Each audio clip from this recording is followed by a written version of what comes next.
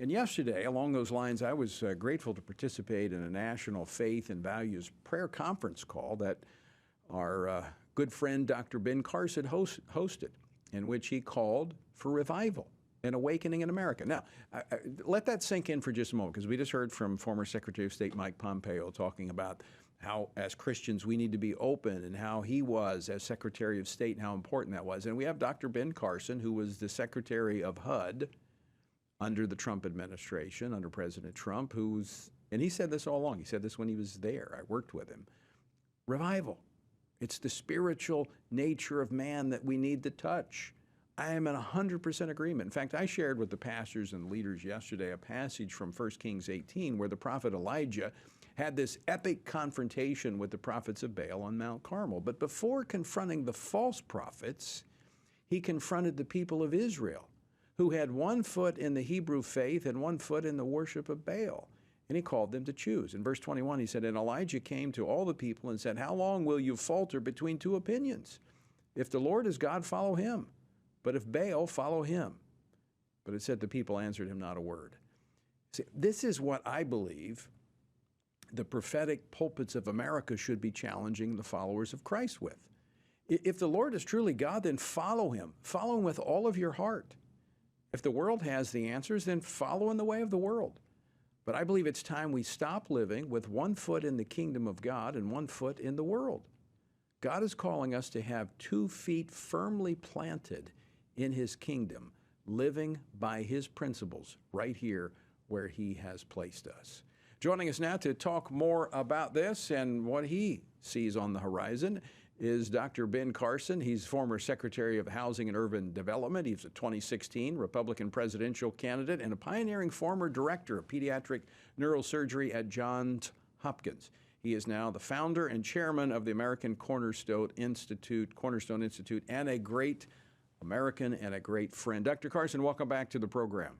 Well, thank you so much. And thank you for participating yesterday in the call with President Trump and with the many faith leaders and thousands of listeners. We got such great feedback about how inspiring that was to so many people. And as you correctly note, I mean, we definitely need to be thinking about a revival in this nation. Our foundation is Judeo-Christian, and loving our fellow man and being obedient to the commandments of God. And look what happened. We went from a bunch of ragtag militiamen to the pinnacle of the world in record time. That was no accident. That was because we tried. We didn't always succeed, but we tried to live in a Judeo-Christian fashion. Now, that's not a new message for you. I mean, you had that same message when you were Secretary of HUD. That was the same message that you had before you came into government, back when you spoke at the National Prayer Breakfast. But let me ask you this, and I know you travel a lot, because I kind of keep up with you and sometimes come in your wake as I'm coming in someplace you've already been there. And people are disappointed to hear me after they've heard you. But let me ask you this. Do you think that message people are starting to connect, that they realize that there is a spiritual deficit in our nation and we have to address that? I think things have gotten so bad so rapidly that people are seeing that. Sometimes it has to be pretty dark before people can see the light. And it's gotten dark quickly. And I think they're recognizing that as we move away from our values, we're becoming much meaner to each other. We don't love our neighbor anymore. And look what's happening to some of the young people. They grow up with a sense of themselves being the only important ones and no one else. You would have to be thinking that way in order to engage in some of these mass murders and some of the violence that we see in the streets. And it's going to be incumbent upon each one of us to use our spheres of influence to stem the tide. If we just stand back and let it continue, it will get worse. But herein lies the problem. I think we know the solution, but people lament that incivility that we see, and of course, even worse than that, as you just pointed out, these mass murders. But we throw out morals and values out of the public square and we say, oh, don't bring that stuff in here. How do we expect people to live in a civil manner or in such a manner that they love their neighbor as themselves if we have denied the very source of love to them? Well, you know, before 1963, the Ten Commandments used to hang up in most public schools, and we took them out. What's wrong with thou shalt not kill, thou shalt not steal, thou shalt not commit adultery, thou shalt not envy? You know, all those things, if you take them out, what do you have left? Thou shalt do those things. And look what's happening to our society as a result of that. I think we need to actively be involved in bringing a sense of morality back to our country. You know, it was John Adams who said that our Constitution was designed for a moral and religious people and is totally inadequate for the governance of any other. That should tell us something. Right. And that, coupled with what we're seeing, should tell us something. And by the way, he made that speech to the militia up in Massachusetts. So there's even a greater danger here, because in this moral, spiritual vacuum, if you will, something else can, and you have warned, is beginning to fill this void. I mean, there's this suppression of the freedom of speech, but what you've been saying, and I agree with you, by the way, that there's this communist ideology that is quietly seeping into the fabric of our government through our education and through the federal government. That's that void that's been created when you push out morals and values and an idea that God created us. All this other stuff can come in. And you can see the seeds being sown in our young people through things like critical race theory, teaching white kids that they're oppressors and that all of their ancestors are oppressors, teaching minorities that they're victims. Now, if you stop and think through that logically, how is that going to create harmony and peace in the society? All that's going to do is create more friction. And as Jesus said, a house divided against itself cannot stand. And I think a large part of the transition of our nation involves pitting people against each other on the basis of race, religion, political affiliation, gender, age, you name it. And it's been extremely effective. And they fully recognize that if you can divide us, you can control each of the divisions. And that's what's happening. We've got to be smarter than that. I want to play a clip from President Biden last night. He was in Maryland at a DNC rally. Play clip number 5. Today we face an inflection point, one of those moments that comes around every 3 or 4 generations.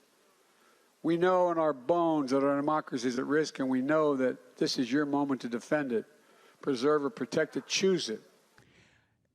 A lot that the president says I disagree with, but there's some phrases and some statements he makes, like that we're in the battle for the soul of our nation, that democracy, I would say the republic, is at risk. I mean, it is true. I mean, we are at an inflection point. We're at a point where if we don't change, if we don't turn back to those founding ideas and principles that you talked about that our founders built this country upon, we're in trouble. We are in trouble. And I think, unfortunately, the president seems to always be pointing the finger at somebody else rather than looking in the mirror. And, you know, we all need to look in the mirror. We all need to recognize that we are all imperfect and that's why we need a savior.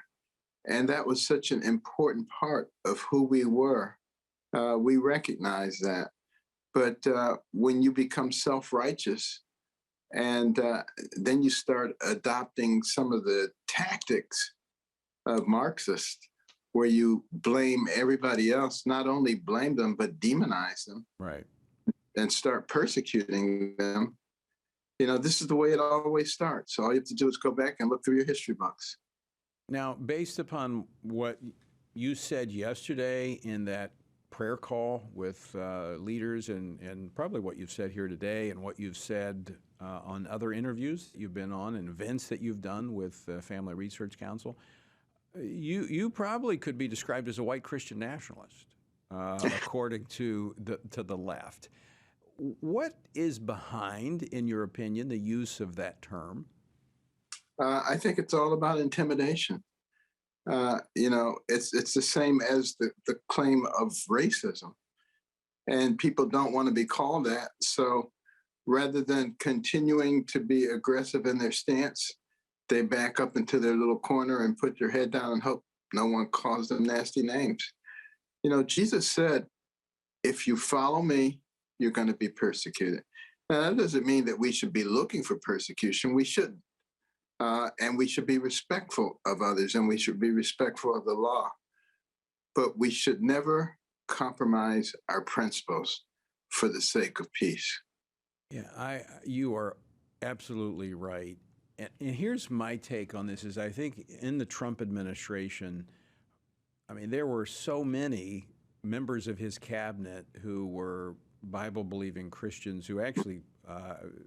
One cabinet member one time quipped that the president may not be a Sunday school teacher, but he sure knows how to hire him, because almost everybody in his cabinet had taught Sunday school at some point in time. And that really kind of gave encouragement to believers around the country to engage, to live out their faith. And we saw some real change taking place. Now, I think it needs to go deeper into a personal spiritual side. So I don't think our solutions, I want to be very clear, I don't think America's salvation comes from Washington, D.C. or any public policy. But right. we create space for people to live out their faith, to help their neighbors, to love their neighbors, to share the truth with their neighbors when our policies reflect that. And I think that's what we saw in the Trump administration. And so that's why I think we're seeing now this intensity of the labeling of Christians, the marginalizing of them, and even the legacy media keeping them off the airwaves so that they're not unified in messaging, and they're not, realizing that they are in fact making a difference. Yeah, I was just, mentioning how they're trying to replace faith in God with faith in government, and how it's going to be so vitally important for those of us who are believers to be willing to stand up for what we believe in. That is really going to be the key to saving our nation. And I believe that people are ready to do it now that they've been able to see the difference between an administration and a group of leaders who place their faith in God and a group who place their faith in government. Yeah. And they can see the difference, but we have to be the ones who help to cultivate that sense of who we are as a people. Well, and Dr. Carson, I want to just thank you for leading the way on that. You modeled that when you were at HUD and before. You've never been ashamed of the gospel of Jesus Christ, and I want to thank you for that leadership. And I want to thank you for joining us today. It's always great to see you.